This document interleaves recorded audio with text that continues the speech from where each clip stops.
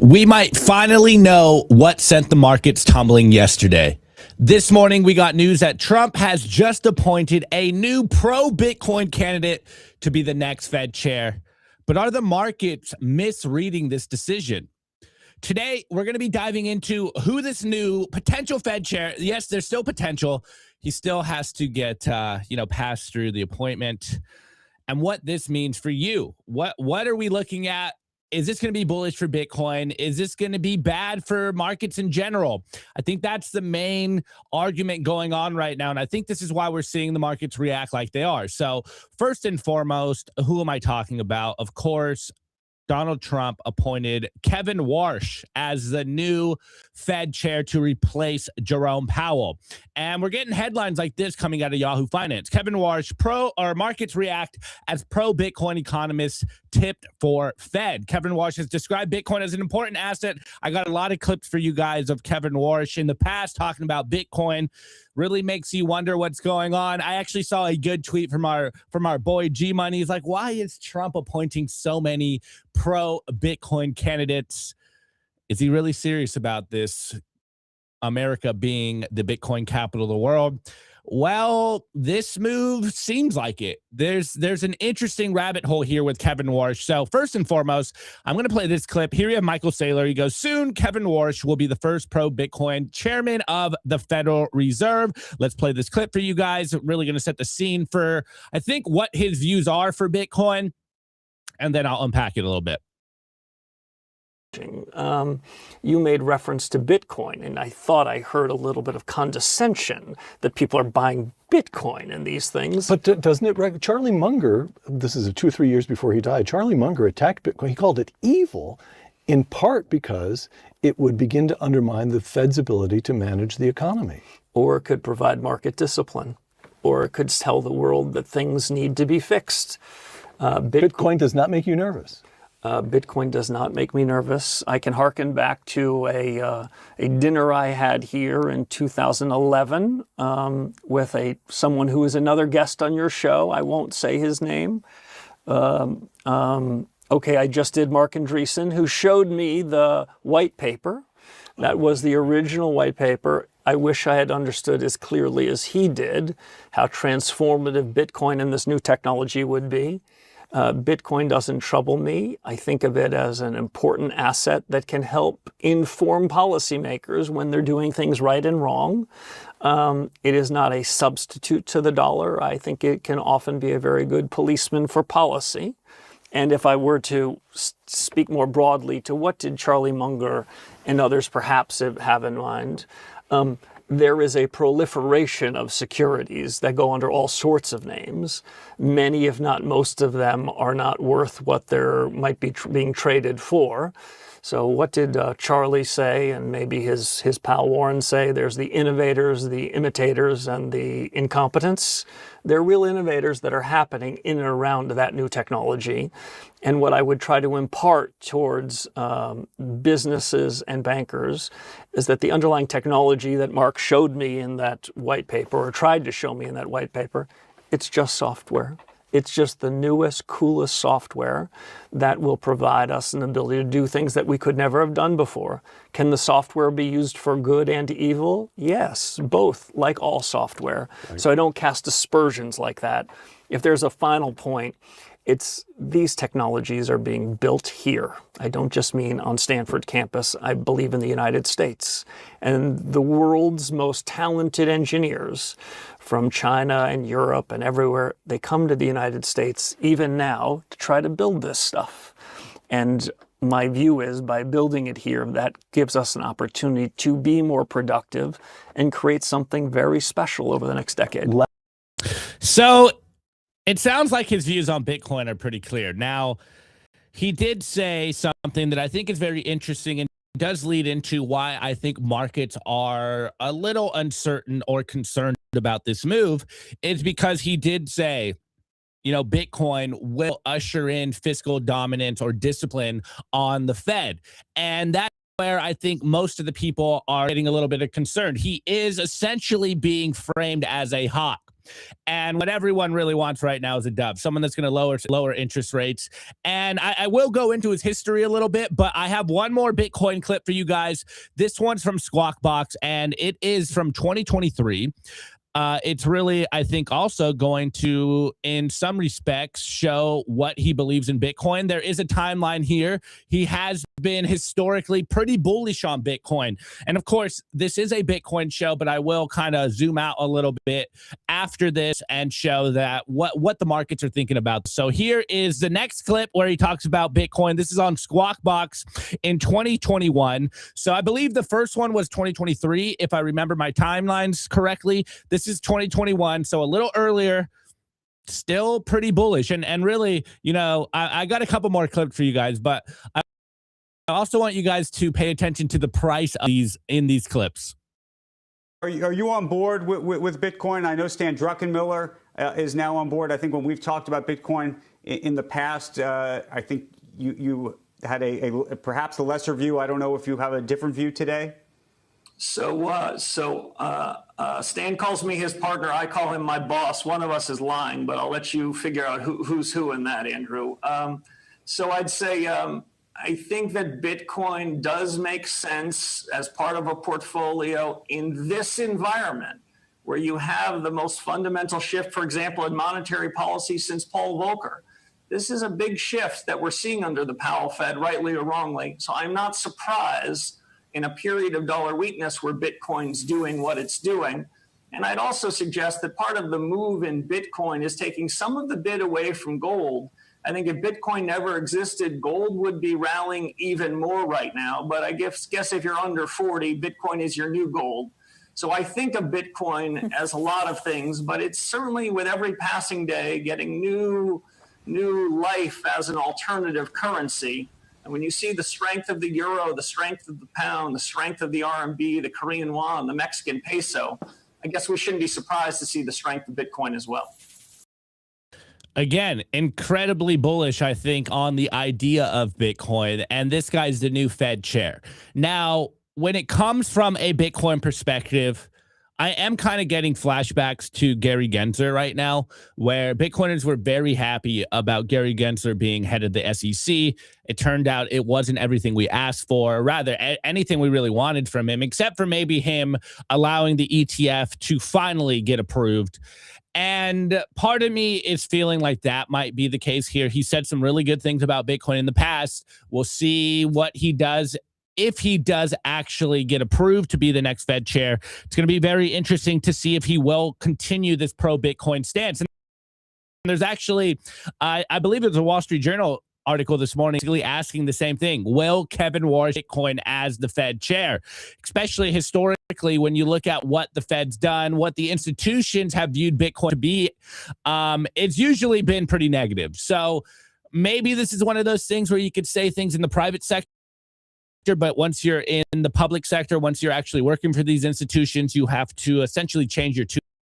I'm holding my breath, but tentatively, he does sound like he understands Bitcoin. It does sound like he's had these conversations in the past. He sees where the future is going. He is pretty bullish on the idea of Bitcoin. Now, here's bull theory. This is kind of the, I guess, the negative view of why the markets crash on this. There's actually two prevailing views here. One is the fact that polymarket odds were going crazy last night when it was almost certain that Kevin Warsh was going to be approved or appointed rather, and the market started to tank. I don't know if you guys have been watching silver and gold, but they had really strong reactions. S&P 500's down, NASDAQ's down, of course Bitcoin is down. And all of these are happening at pretty much the exact same time. Though the other side is it seems like the U.S. might be going back into, you know, the Iran war stuff. So maybe that's where the geopolitical mess is coming from. And guys, I see you guys are saying my internet's down. I don't know what's going on. I'm hardwired in Forgive me. I'll refresh. Hopefully I can get it working, but just bear with me. Hopefully you can hear me clearly. Here's bull theory, and this is kind of the general consensus on why the markets, I think, are misreading this, or rather, this is the market's read on who Kevin Warsh is. I'm not going to read the whole tweet. It is a little long, and then I'll reel this back in with a few little tidbits that you just heard. So here's kind of the overview. Kevin Warsh is another reason behind the market crash. Yesterday's sell-off began when the probability of Kevin Warsh becoming the next Fed chair surged sharply. This reaction was due to Kevin Warsh's policy record. Kevin Warsh is not a new name. He served on the Federal Reserve Board from 2006 to 2011. Again, at the peak of the great financial crisis, and played a role during the, we already said it, 08 crisis. Since leaving the Fed, he has been one of the most vocal critics of how monetary policy was handled after that period. He has repeatedly argued that QE inflated asset prices, increased inequality, and mainly benefited financial markets rather than the real economy. He's described QE as a reverse Robin Hood policy. He also said the post-2020 inflation surge was a policy mistake, not an unavoidable outcome. That tells market he is less tolerant of prolonged ultra easy policy, which is kind of what everyone wants out of the next Fed chair. He is pro-Trump. He does have a really good relationship with Trump, which is, hold on. Sorry, guys, I'm still getting over this cold thing. So it's really making you wonder, does Trump know what he's doing? Again, I don't think Trump is a dumb person. I think to get the levels that he has been able to, you have to be incredibly smart, or at least incredibly savvy. And I don't think he's going to appoint a new Fed chair that is going to actively work against what he wants to be done, which is, of course, looser monetary policy, more dollars, cut interest rates. And I'll unpack that a little more after I read this. So while Warsh now supports cutting rates, his framework is different from what markets are used to. He has a for rate cuts combined with balance sheet reduction, not open-ended liquidity. And this is a big issue. Markets are pricing the risk that rates may come down, but liquidity may not expand the way it was in previous cycle. Friendly for highly levered trades, stretch equity valuations, or liquidity-driven. Simple terms, Trump wants lower rates, Warsh wants tighter balance sheet discipline, and markets fear rate cuts without QE. The era of QE is no longer guaranteed, and markets are finally starting to price that reality. This is why I think the markets are reacting as well. I do agree with the conclusion. I think people are reading into the Kevin Warsh decision, and this is why we're seeing the insane volatility in the markets currently. But let's go in a little further. Kobayashi letter, you already know. I love this Twitter account. They've been doing great work. Here is who Fed Chair Kevin Warsh is. He's the youngest Fed governor in history during the 08 financial crisis, said the Fed waited too long to raise interest rates in 2022, said the Fed lost credibility by overstimulating post-2020, said QE inflates asset bubbles and worsen inequality, claims to support a rules-based Fed, not discretionary policymaking, and 6, wants a smaller Fed balance sheet and more focus on price stability. A new era of monetary policy is ahead of us. So the point still remains. We are entering a new monetary policy. We're entering uncharted waters. This is going to definitely be a fundamental shift from Jerome Powell to Kevin Warsh if he does get approved. And then here is where it does get very interesting. If you remember the second clip, he said it very clearly. You know, he's a partner with Stan Druckenmiller. And if you've been in Bitcoin, you know that name. Billionaire hedge fund, Stan Druckenmiller. He has been pretty bullish on Bitcoin for many years. There is a little bit of concern on, or no, I wouldn't say concern, but there is a little bit of speculation whether he's still holding Bitcoin, because in 2021, he said he held some Bitcoin, and then in 2023, he said he's tentatively bullish on Bitcoin, but he doesn't hold any. And then this is where you're like, okay, so there's this Stan Druckenmiller connection, who also has a degree of separation from Scott Bessent. So the new Fed chair is partners with Stan Druckenmiller, who's a Bitcoiner. Obviously, Kevin Warsh said some good things about Bitcoin. We have Scott Bessent, head of the Treasury, who also has a degree of separation away from Stan Druckenmiller. And now let's play what Stan Druckenmiller says about Bitcoin. And now maybe we're starting to see a picture of what this means for Bitcoin, and we'll read an article from CoinDesk, or at least the headlines of what this means for markets in general. have warmed up to the fact that Bitcoin could be an asset class that has a lot of attraction to it as a store of value to both millennials and the new West Coast money. And as you know, they've got a lot of it. It's been around for 13 years, and with each passing day, it picks up more of its stabilization of a brand. So I own many, many more times gold than I own Bitcoin. But frankly, if the gold bet works, the Bitcoin bet will probably work better because it's thinner and more liquid and has a lot more beta to it. In terms of copper, yeah. Sorry, Kelly, go ahead. Sure. No, I was going to say understood it, and I certainly don't want to overstate it, but and also, like we said, you have kind of a different rationale. You know, when Bill was talking about Bitcoin, and he's been very bullish on it for many, many years, on a supply-demand kind of thing. But for yours, it's almost a simple mathematical calculus as well. If we're talking about a weak dollar. Okay, so you heard Stan Druckenmiller say it.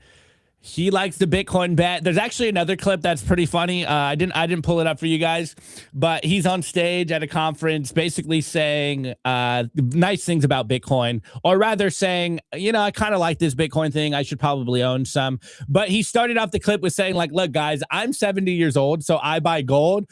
But this gold or this Bitcoin thing is probably a very good bet if you are on the younger side of the demographics. And then you just heard in that clip, he said, hey, look, if the gold bet plays off, then I think the Bitcoin bet will play off even better.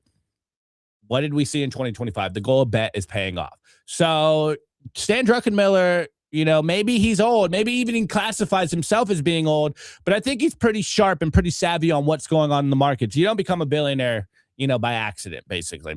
Anyways, here is where you start to see why the markets reacted the way they did. And actually, before I pull that up, let me just pull up the numbers that we saw yesterday.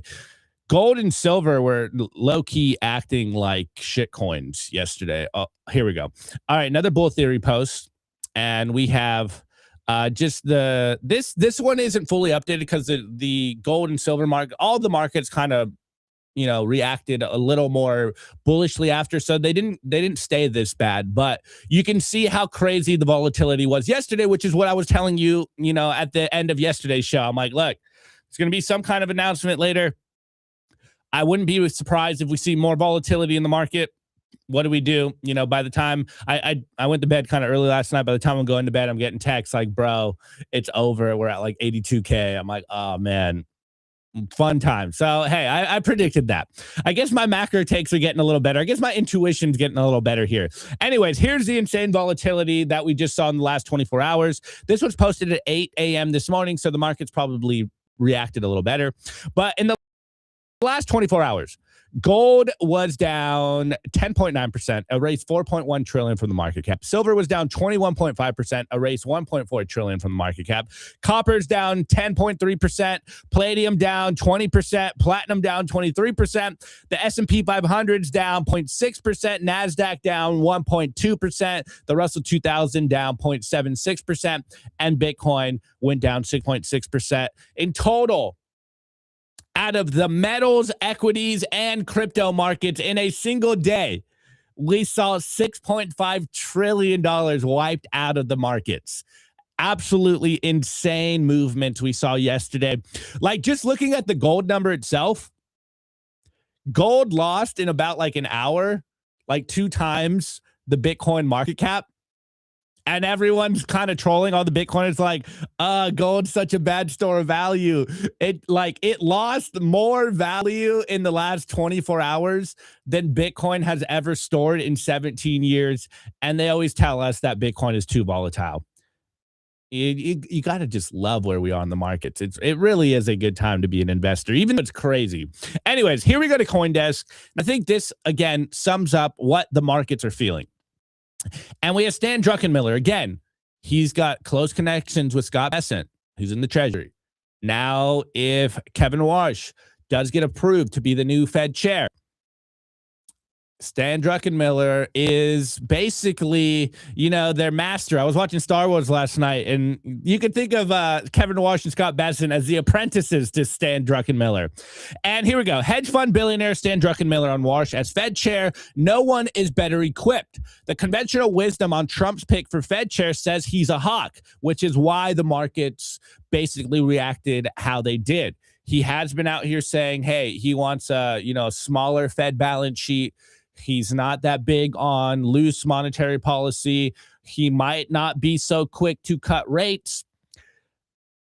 Stan Druckenmiller, someone that knows him, is like, that's not necessarily who he is. Stan Druckenmiller, of course, who made billions fading conventional wisdom, suggests that that's not necessarily so. He said in Financial Times this morning, or Fiat Times this morning, he's highly supportive of Trump's pick, Kevin Walsh, to lead the Fed. He has a very close relationship with Walsh. And the branding of Walsh as always hawkish isn't correct. I will read a couple of quotes here. The knee-jerk reaction to Donald Trump's pick of Kevin Walsh to replace Chair Jerome Powell is that the president made the most hawkish selection among the 4 reported finalists for the job. That's why I think the markets were melting down. Anyways, going further, this is the quote from the Financial Times. The branding of Kevin as someone who's always hawkish is not correct. I've seen him go both ways. Pause. Hey, yo, chill, Druckenmiller. Hey, yo, pause. Anyways, Druckenmiller, of course, who made billions working alongside George Soros. Interesting name there, right? Especially when we know what Scott Besant did with George Soros of nuking the pound, is surely in a position to know. Walsh has, of course, been a partner at Duke's. Sorry, since 2011. You could. Oh wow, what's going on? Here we go. So again, he says he couldn't have picked a better. Couldn't ask for a better pick. Again, they relay the close relationship they have that Druckenmiller has with Scott Besant and Kevin Walsh. A lot of people have been saying, "Hey, dude, this is a Druckenmiller monetary policy going on right now." Again, he's bullish Bitcoin, he's bullish gold. Now, as I was saying, it's going to be very interesting to see if Kevin Walsh going in as the new Fed chair, if some shenanigans happen like we saw with Gary Gensler. This is kind of the initial gut feeling that I'm getting. It's like, okay, remember, if you forgot, Gary Gensler taught a class about blockchain at MIT. So Bitcoiners were very, very excited about him being the head of the SEC. Turns out they were doing probably a lot more damage than good. Though I did troll a little bit and say that Gary Gensler was really a Bitcoin maxi because he tried his best to stop the Bitcoin ETF only on the idea that if he approved a Bitcoin ETF, he wasn't going to be able to stop the onslaught of shitcoin ETFs. That's my bullish Bitcoin maxi case on Gary Gensler. It is kind of a troll, but you can read it however you want. So, new Fed chair from Trump. And really, we got to kind of break down not just what he has said or what he is currently saying. You do have to work on this idea that it looks like Trump just packed the Fed with people that he is aligned with. Trump, actually, let me pull up the Trump tweet here because, again, there is some signal in here that I did just cover, but the fact that the president saying this when he approves this, I think, is saying a lot of stuff. So here is the, what do you call this? True Social post. And it says basically everything that I just covered.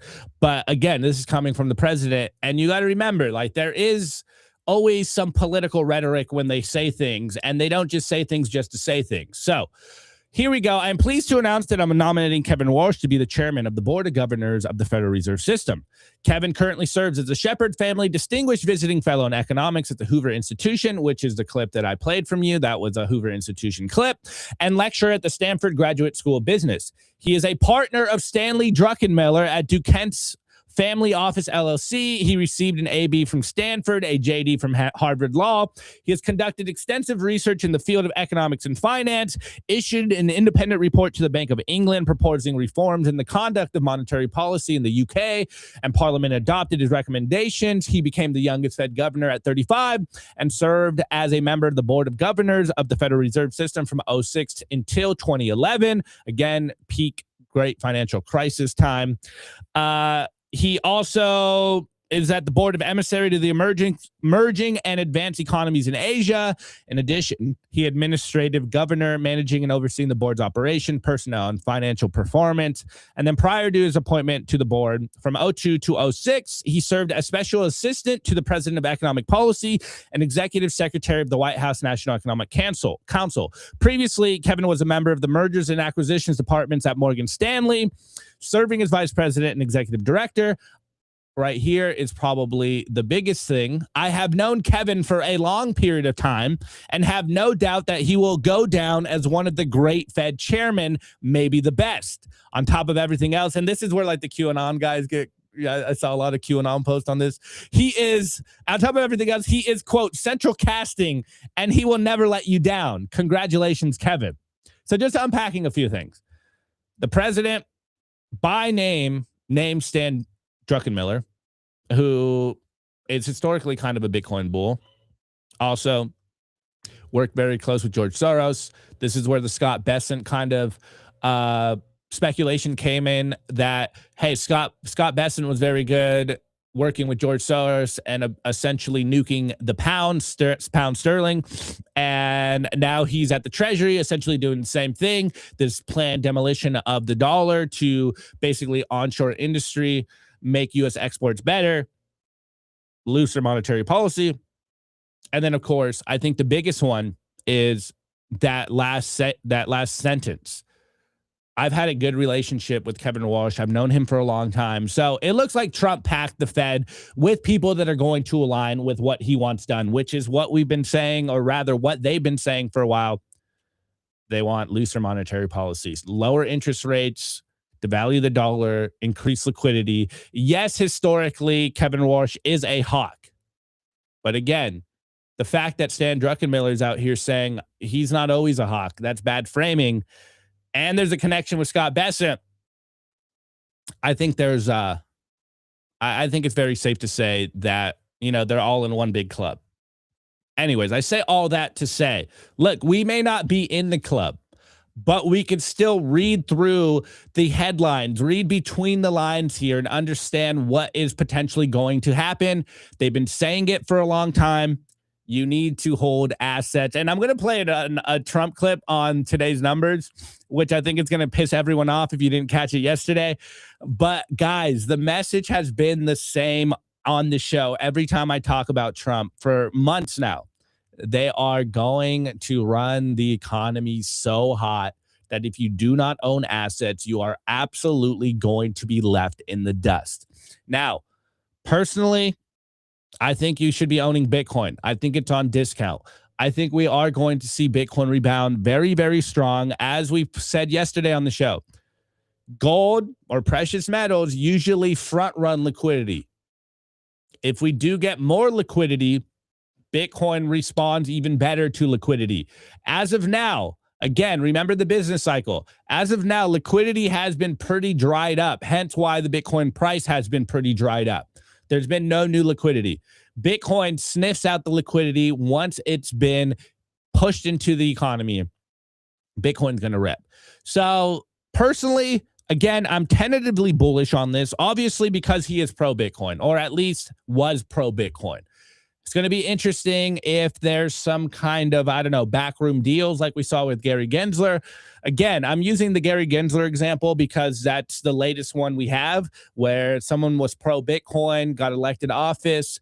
It seemed that once he got into his position, his tune completely changed and he was working for groups that weren't necessarily pro-Bitcoin, aka the big banks. So we'll see what happens. But as of now, this does seem like we might have a pro-Bitcoin head of the Fed. As I joked before in the past, maybe it's a little too early to end the Fed. but maybe we can get Bitcoiners in control of the Fed. And if I was the head of the Fed, you know what I would do? I would tell you to buy Bitcoin, and then I would run the money printer so hot. That's what I would do, guys. I would absolutely nuke the money printer. I would helicopter dollars so that we can rip Bitcoin. Anyways, that's the new news. It looks like there's a pro-Bitcoin head of the Fed being approved by Trump. Again, he's a family friend of Trump. They've been in conversations for a long time. So it looks like if this does get approved, Trump just packed the Fed with pro-Trump acolytes, people that will follow through on the Trump playbook. Now, there is this other kind of conversation where Kevin Walsh has been saying for a while that he does believe in Fed independence, that he doesn't believe that the Fed should be political. This could be just some gaslighting. You know, this could just be him posturing as he is off these stimmy checks. Yeah, bro. I would stimmy the shit out of this for all my boys out there. But yeah, he said he doesn't believe the Fed should be political. Which, if you read it a certain way, it's basically he's going to follow what Trump wants to do. As we've been seeing the last couple of weeks, the last couple of months, anytime we talked about the Fed or the headlines talked about Jerome Powell, it said that Jerome Powell was taking a political stance. Essentially, he's fighting what Trump wants to do. It's an opposition to what Trump wants. So if you take all of these things together, it looks like when Kevin Walsh gets in, they're gonna run the economy extremely hot. Again, though, he's not going to be in until his first Fed decision isn't going to be until June. Jerome Powell isn't out till April. So the timing, I think, is also very interesting.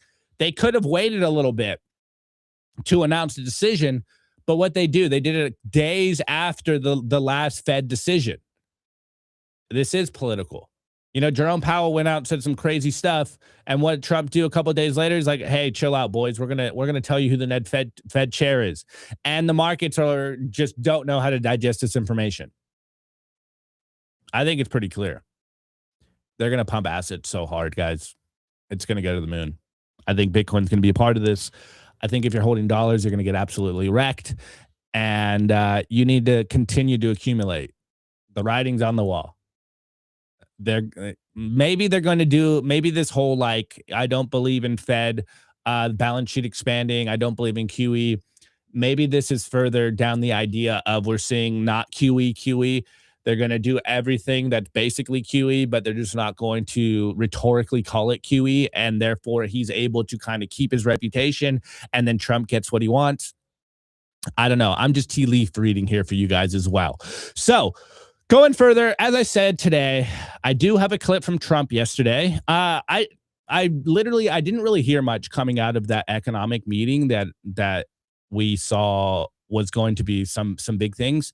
I saw that they did talk about later on in the day, I'm going to give you guys the Fed chair nomination tomorrow. But before that, they were doing some kind of meeting, and he said some crazy stuff about real estate, which, like, not surprised. And then in the news, we're Simply Gold now. We're going to cover what's going on in the gold markets, because there's some interesting numbers to really kind of put a framework for where we currently are in the gold markets. And remember what Jerome Powell said, hey, we're not taking any economic signals from gold. Well, you probably should be. And then to wrap up the show, guys, it's Friday. We're going to get a little bullish. I got a little hopium for you guys at the end of the show. So that's today's layout. I'll be right back, and we will talk about Trump. Today's episode is brought to you by Bitcoin Well Infinite. If you're a serious Bitcoin buyer, you've probably hit the same wall. Most platforms make you give up custody just to play by the rules. Bitcoin Well Infinite fixes that. They're North America's only publicly traded, non-custodial OTC desk listed on the TSX Venture Exchange, which means transparent operations and zero counterparty risk. You buy Bitcoin, you take immediate control, period. For trades over $50,000, you get a dedicated executive Bitcoin advisor, competitive spread starting at 1%, and immediate delivery straight to your own wallet. No custody risk, no withdrawal fees, just institutional grade execution with full asset control. If you want to buy Bitcoin the right way, book a free consultation at bitcoinwell.com/OTC or email infinite@bitcoinwell.com. I want to give a shout out to our partner, Stampseed. Is your Bitcoin in cold storage really secure? Are your seed phrases really secure? Stampseed's do-it-yourself kit has everything you'll need for you to hammer your seed words into commercial-grade titanium plates instead of just writing them down on paper. Paper is fragile. Titanium plates are strong. Your words are actually stamped into the titanium plate with this hammer and these letter stamping tools. Once the words are in, they aren't going anywhere. No risk of the plate breaking apart and pieces falling everywhere. Titanium stamp seeds will survive nearly triple the heat produced by a house fire. They're also crush-proof, waterproof, non-corrosive, and time-proof. And now you can customize your titanium seed plates. You can upload your design or logo, and they will laser engrave it on the back of your seed plate, the opposite side of where the words are. Stamp your seed on Stampseed and use promo code SIMPLY to get 15% off anything on the stampseed.com store. All right, guys, we are back, and the current Bitcoin price is 82,840, which is a 34.3% discount from all-time high. The market cap is currently 1.66 trillion, and the block height, TikTok next block, is currently 934,367. Okay, guys, so as I was saying, there was a couple of clips coming out of Trump. Obviously, the big news was he was basically doing an announcement of who his new Fed chair candidate was going to be. But there was this clip that I saw go semi-viral yesterday. I think it came out around 2, right when the show ended. And there's a lot of people reacting to this. And on the surface, it does sound very bad. I'm not going to lie. But, like, are we surprised here? Like, you got to take into account who Trump is, what his background is when you're listening to this clip. But let me just play it, and then I'll kind of do my take on it, and then I'll do the Bitcoin take on it. One of the things Scott said, though, is, again, existing housing, people that own their homes, we're going to keep them wealthy. We're going to keep those prices up. We're not going to destroy the value of their homes so that somebody that didn't work very hard can buy a home. We're going to make it easier to buy. We're going to get interest rates down. But I want to protect the people that for the first time in their lives feel good about themselves. They feel like they've, that they're wealthy people. And I want them to understand it. There's so much talk about, we're going to drive housing prices down. I don't want to drive housing prices down. I want to drive housing prices up for people that own their homes. And they can be assured that's what's going to happen. Yo. Oh man, he's undisputed GOAT. That's like the funniest. Translated for the layman, he's like basically like, hey yo, if you're young and you're poor, like F you, I don't care, you're never gonna buy a house. I want to keep real estate prices high. Dude, absolutely incredible. And whatever. I found that clip absolutely hilarious. Now, there's been a lot of people, and I don't own a house, okay, guys? I don't own a house, but I just find Trump sometimes just so hilarious that the fact he goes out there, isolates a majority of the popular, the base here. He's like, hey, you can't own a house. Hey, you over there. I hear you complaining about houses being too expensive. Don't care. We're going to pump the price of real estate so that people that are already rich can stay rich. It's absolutely hilarious. Now, there's been a lot of people that I saw reacting to this and basically saying like, yo, Trump just lost the midterms. What the left has been running on is, of course, affordability, inequality. Like, they literally just elected a socialist, damn near communist mayor of New York City who ran on this idea of affordability. Everything's too expensive. I'm going to give you guys free shit. et cetera, et cetera, et cetera. And then Trump comes out here and he's like, nah, bruh, we're going to keep real estate going up. It's nuts. It's absolutely nuts. And a lot of people are reacting to this and being like, oh, dude, that was the last straw. Trump's going to lose the midterm. And I'm just looking at him like, guys, this is a real estate mogul. You think a real estate mogul president is going to go out there and say, yeah, we're going to nuke the price of real estate when a good chunk of his net worth is in real estate? She's like, guys, come on. I get it. You know, we may never be able to buy a house, but I guess we just got to get richer. We just got to buy more assets because they're telling you the same thing, guys. They're going to pump assets. Everyone's nitpicking about which asset they're going to pump. They're like, I don't really care, bro. We're going to pump all assets. Dude, they're going to run the economy so hot. They're going to absolutely nuke the economy, bro. Not the economy, the dollar, the purchasing power of the dollar. The liquidity is going to go crazy, bro. Like, that's the reason I'm bringing this up. It's because it's furthering my point of what they keep saying in various different ways. If you don't hold assets right now, you are going to be in the permanent underclass. And I think the most, equitable, fair asset to own is, I forget what Nico always says. The best thing, the easiest thing that you can own is Bitcoin. If you aren't buying Bitcoin right now, if you don't have enough money to buy real estate, you don't want to buy gold bars. You don't have enough money to buy freaking watches or art. Like, you need to buy Bitcoin. I don't care how much Bitcoin you buy, but you need to get off zero. When they constantly tell you the same thing, like basically F you if you don't own assets, like, sucks for you, hey, get richer because we're going to pump assets, or get your hands on whatever assets you want. Obviously, I'm putting words in their mouth, but that's what they're saying. You need to own assets. They are going to continue to devalue the dollar. If you don't have any savings in Bitcoin or in other assets, you're literally just not going to make it. You can't just be holding dollars right now, especially with all the rhetoric you're hearing coming out of the administration, the Trump administration, the Fed, the Treasury. In fact, they're going to turn on the money printer. You need to hold assets. So I saw a lot of people react to this. And Quant, I saw a lot of people reacting to, is this financial? Yes. Wait, no, it's not financial advice. But what I would do is I would be buying Bitcoin. I saw a lot of people reacting to this, and I think they were making a generally good point in the idea that, like, what the left is running on, what the opponents of Trump are running on right now is affordability, because a lot of people can't afford things. And like the American dream is really becoming unattainable for most people, because most people can't own a home.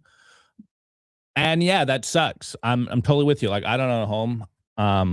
But I don't think he's necessarily like thinking that this is a mistake. He's like, yo, I'm a real estate mogul.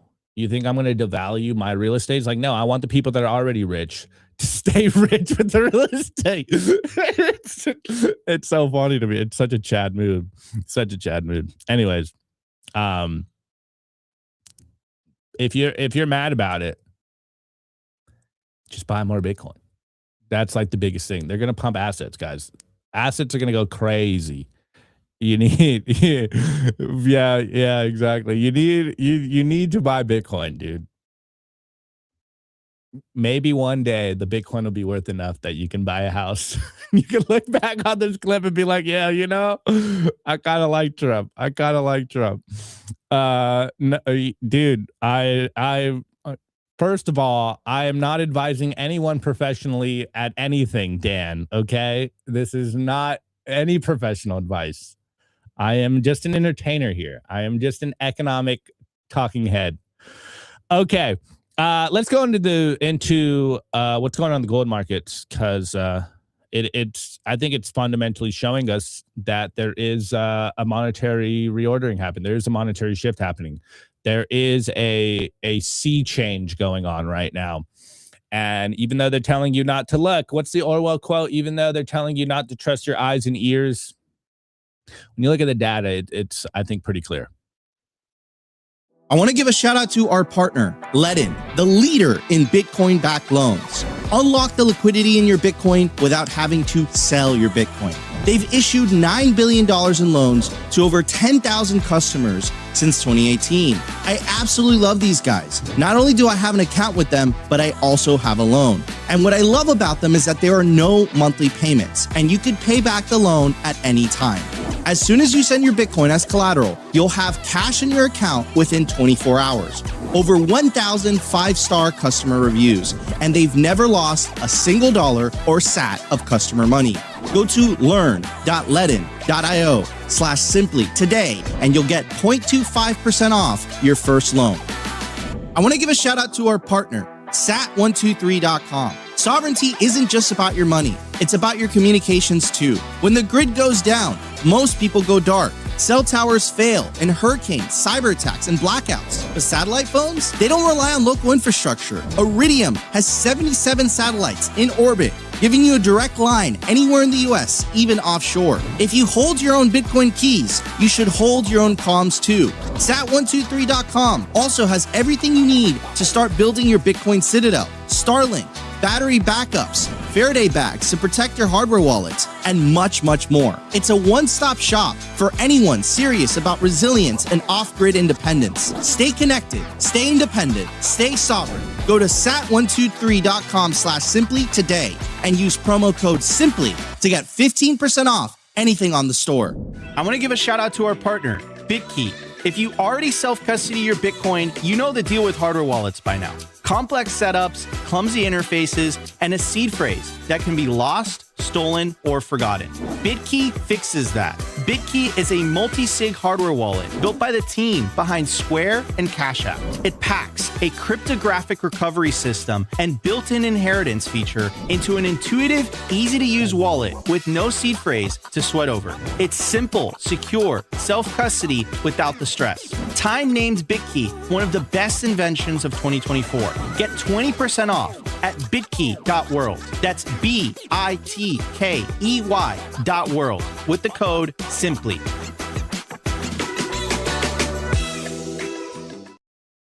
All right, guys. So I am going to start with this. If you've been here, I already covered this, but I think this is a good place to start.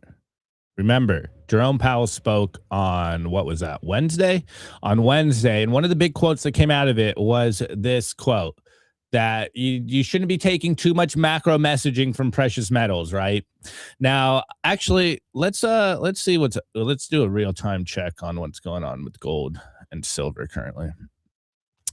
Okay, so gold currently is absolutely nuking. Let's go.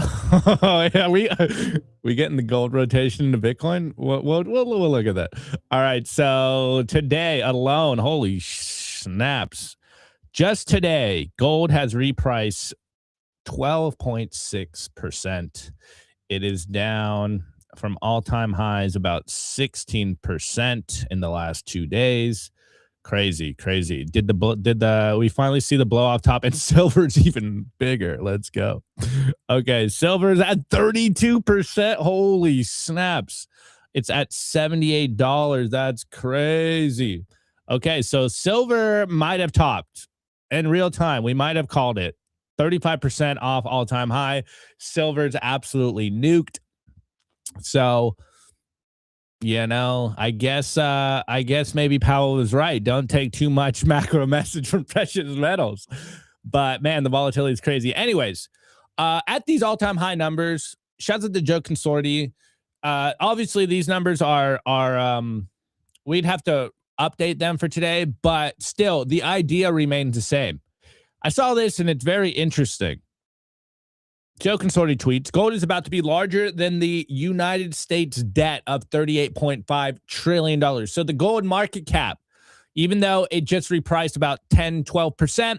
So there's still time. We'll see if it still runs. But on this trajectory, if gold continues to go up, it is about to surpass the total amount of U.S. global debt. Now, you got to understand the mechanics here. Gold as hard money, U.S. debt as basically, fiat currencies are basically just government debt, though you could also argue that a lot of the U.S. debt isn't just fiat creation, but all fiat money is caused by debt. So you can see that currently what we saw in the last couple of months is that central banks have been dropping dollars or treasuries for gold. And in the short term, in the last couple of days, as gold has been running up, the market cap of gold has almost surpassed U.S. debt. So as Joe is saying here at the bottom, this is what a global monetary reset looks like.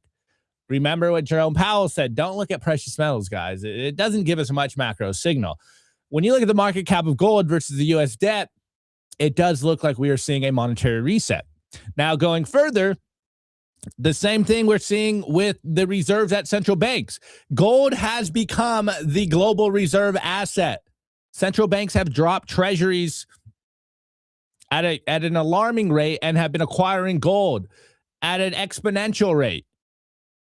And Bitcoin is just barely on here. There's only one, central bank that has some Bitcoin, and it is a Czech national bank with $1 million in Bitcoin, which is what's $1 million in Bitcoin? Is that like 100? I think that's 100 coins. Maybe it's less. It's a little less because we're dumping. But you can see this is what a global monetary reset looks like. So Jerome Powell's out here saying, hey, man, don't look at gold. Don't look at precious metals. It's not telling us anything in the macro economy. You look at the numbers and you're like, it's telling us everything. There is a monetary reset. People aren't trusting treasuries anymore. The risk-free trade is no longer the trade. People are moving into hard assets. And of course, they first move into hard assets that they're comfortable with, which is, of course, gold, which is, of course, silver. Bitcoin just entered the chat. We are still super early in this, guys. We are still super early on this. And here, we'll go, let me refresh this so we get some updated numbers. So my chart here, Joe Consorti's chart, is when gold was at 36 trillion. So the updated chart with today's current decline, gold is currently at 34 trillion. Now, I guess let's do some U.S. debt clock. I haven't done the U.S. debt clock in a minute. And we will see what the current, what's going on here? Why can't I? Yeah. Oh, it's .org. Okay. The current U.S. national debt is 38.67 trillion. So gold currently at 34 trillion. It hasn't caught up yet, but it's still in the ballpark. We're still in the ballpark. And then, of course, the kind of going back to the numbers, real estate, 672 trillion. Trump wants to pump that up. Dude, you know what's really going on right now? The total global asset market cap is just expanding, and it's going to expand more, which means that the total addressable market for Bitcoin is only getting bigger, which means numbers going to go up even higher. I don't know, boys. I don't know. I'm starting to get bullish here. But anyways, I like this chart a little better. I did have the other one. I forget what it was. It's like companies asset market. But I found this one a couple of days ago, the asset market cap. And I think this really does put into perspective just how small Bitcoin is. We've been seeing, let me see if I can find the other one. Is it companies market cap? Is that what it is? Blanking on it. Companies market cap. Yeah. All right. This is the one you usually see. Oh, wait.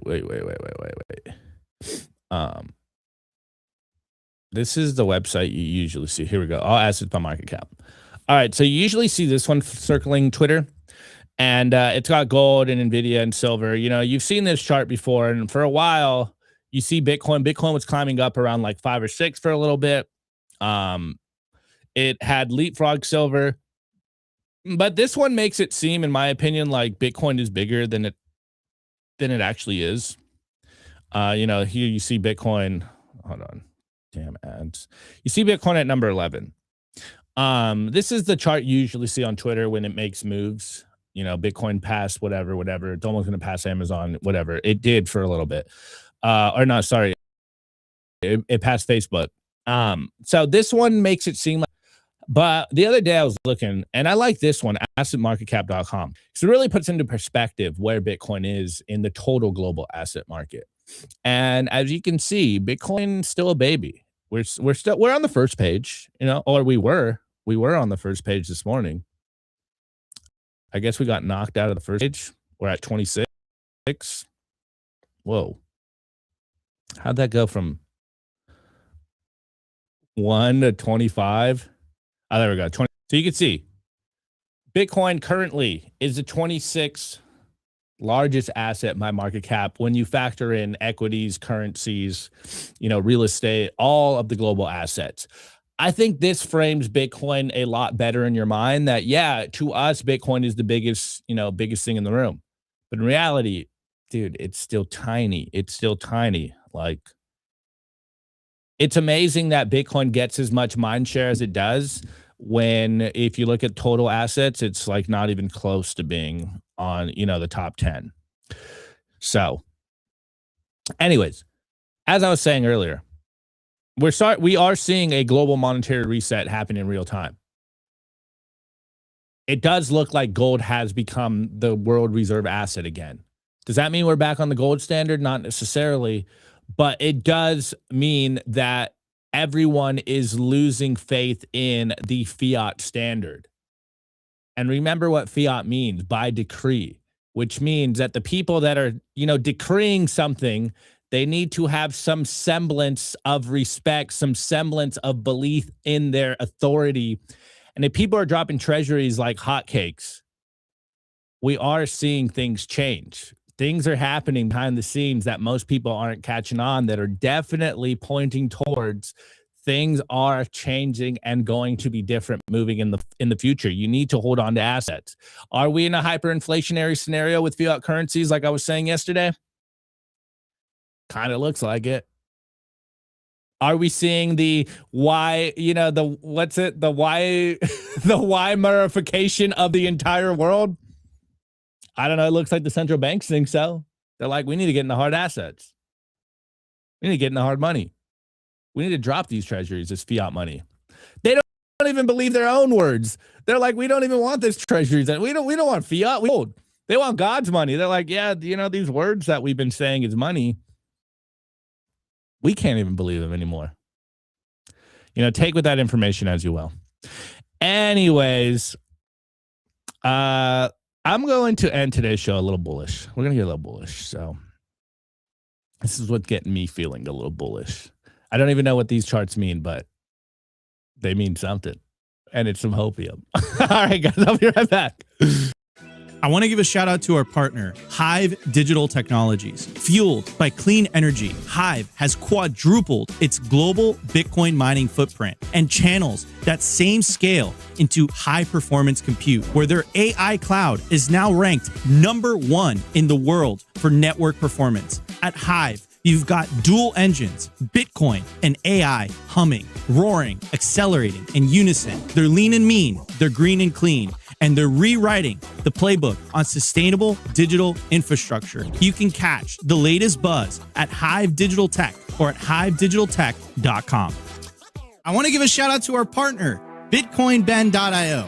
If you're into freedom, Bitcoin, and building a real community, this is for you. Gain exclusive access to real-world, members-only, private clubs across the globe, featuring poker nights, expert-led classes, co-working spaces, educational meetups, live events, and more. Current locations include Sarasota, Nashville, Boston, Dallas, Las Vegas, and St. Louis, with new clubs launching soon in West Palm Beach, Scottsdale, Alabama, and beyond. Not to mention Bitcoin Ben's resorts in El Salvador. There's 3 of them, and they're absolutely beautiful. You'll also get access to the first fully backed Bitcoin bank with fiat ramps and savings accounts. It's called Private Key Bank. And you guessed it, it's based out of El Salvador. Go peer-to-peer with Bitcoin bulk buys. Tap into home equity for long-term Bitcoin growth. And join their exclusive mining pools if you're interested in mining. What are you waiting for? Head over to bitcoinben.io. Join today, where Bitcoin meets freedom.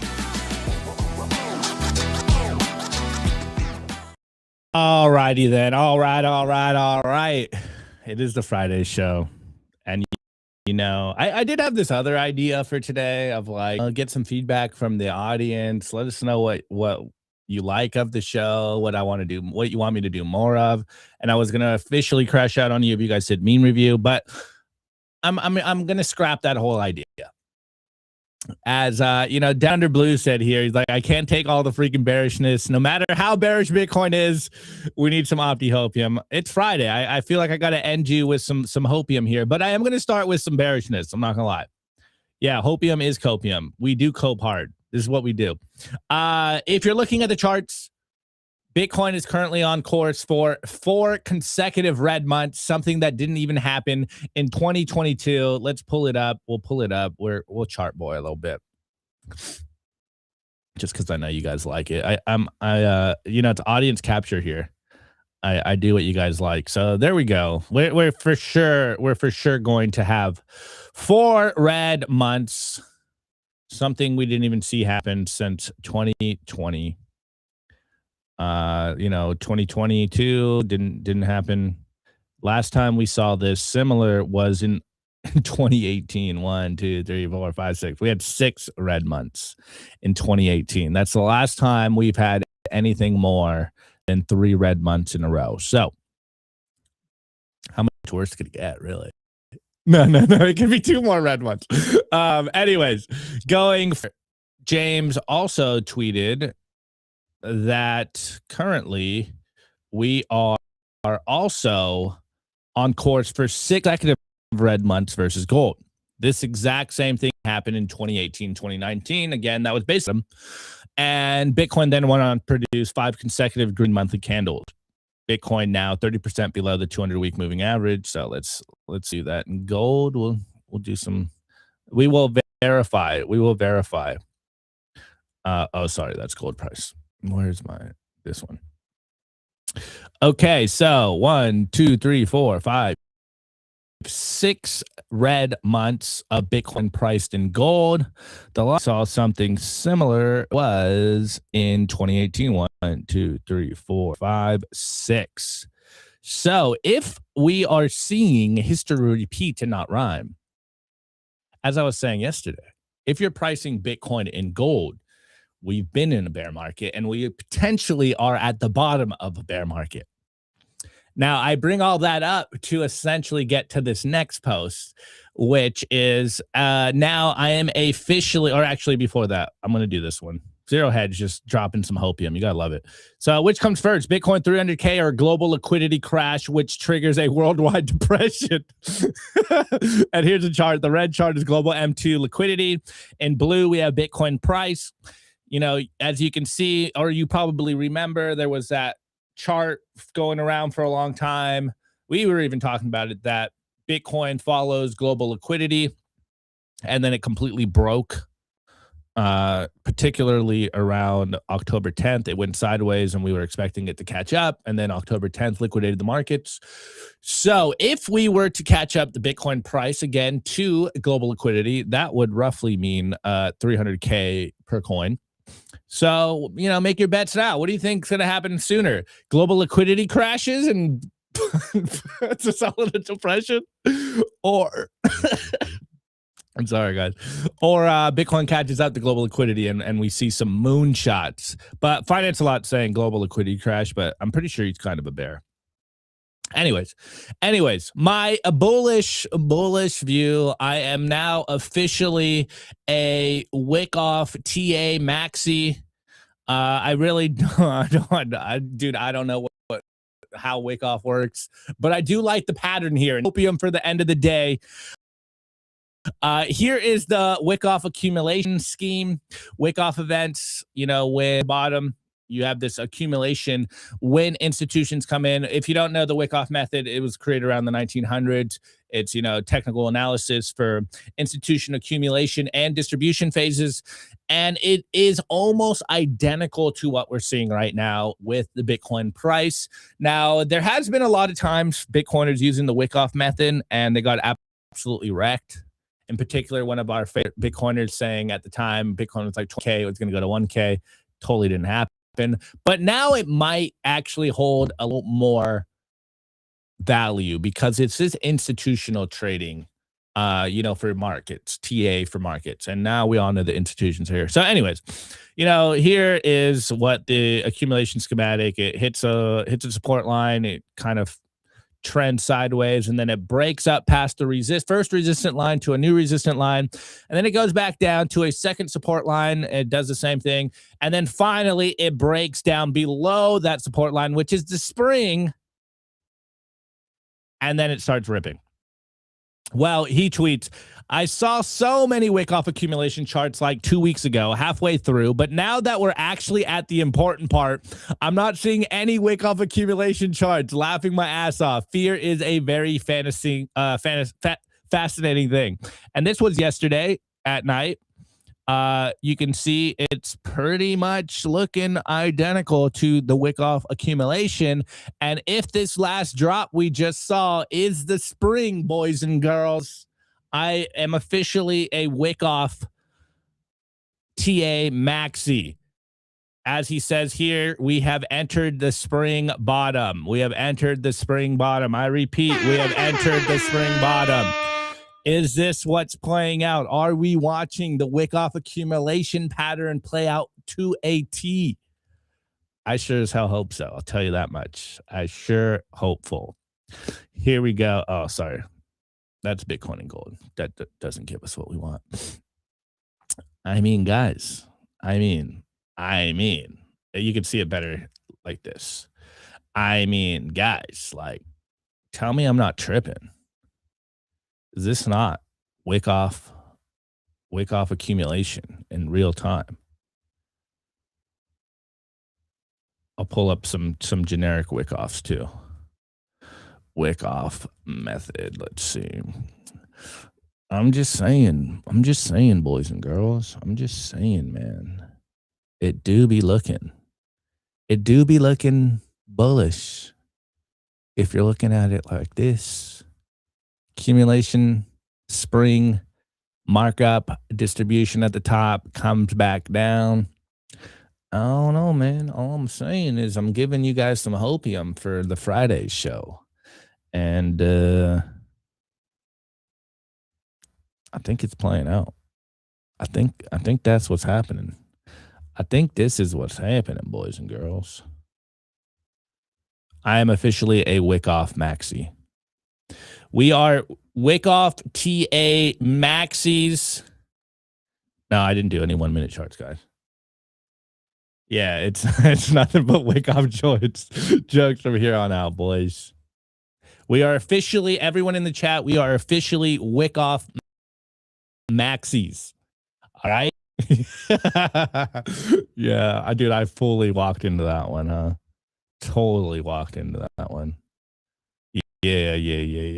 All right. Okay. Actually, I'll give you guys a 1 minute chart, and then we're out for Friday. Okay. I'm giving the people what they want.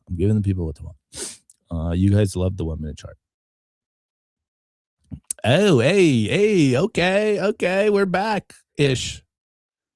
Not anymore, dude. I literally bring up the 1 minute chart and we start dumping. You're welcome. We'll leave it here for a minute. Oh, you guys can't even see it. The Wyckoff boys. Yeah, Bitcoin Jesus gets it. I just tuned in. I already feel like stacking more. This is the way. Got to end the show on Friday with a little bit of hopium. So let's see. Hey, let's see if this plays out. And I actually before I leave,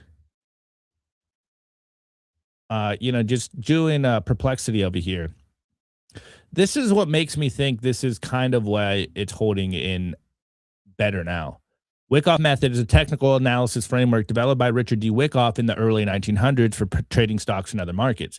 It focuses on interpreting price action, volume, and market cycles driven by large institutional players, often called the composite man. I repeat, large institutional players. So while Bitcoiners used to use this in the past, before the institutions got in, makes me think like it might be holding up now because, oh, let's go. Hey, we're pumping. Look at that. Look at that shit. Let's go. 1 minute chart, undefeated. Let's go. we really have to. I don't know, man. I don't know. Dude, this is the spring, bro. Yeah, bro's name is Dick Wyckoff, huh? That's crazy. Hey, yo, pause in the chat. Hey, yo, pause. Hey, yo. All right, well, 1 minute. 1 minute's ripping.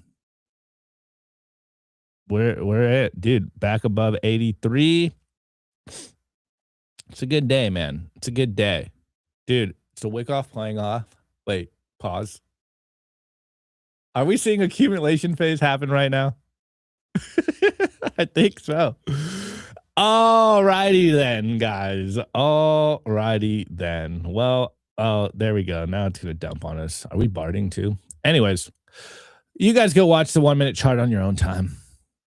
Thank you, man. Warpaint, appreciate it. Yeah, I do feel a little better. I'm still kind of cooked. I'm going to keep it super mellow this weekend. It's also rainy, kind of cold down here. It's going to be a cold weekend. So, you know me, I'm going to be chilling on the couch all weekend watching Star Wars. I started Star Wars last night. I'm going to nerd out this weekend, watch all the Star Wars. I'm going to be a nerd. I ain't going to do nothing. I'm going to, you know, hopefully not get sicker. No time to get sick, boys. I am vitamin D maxing, vitamin C maxing. I did cook a ribeye last night. I got a lot of sleep. I'm going to be sleep maxing, Star Wars maxing, vitamin D maxing, and vitamin C maxing for the weekend. That's my plans. I'll see you on Monday. I hope you guys have a good rest of your day. And of course, I hope you guys have a good weekend. I will see you on Monday, boys. Peace out. Today's episode was brought to you by BitcoinWell.com, a Bitcoin-only platform on a mission to enable financial independence.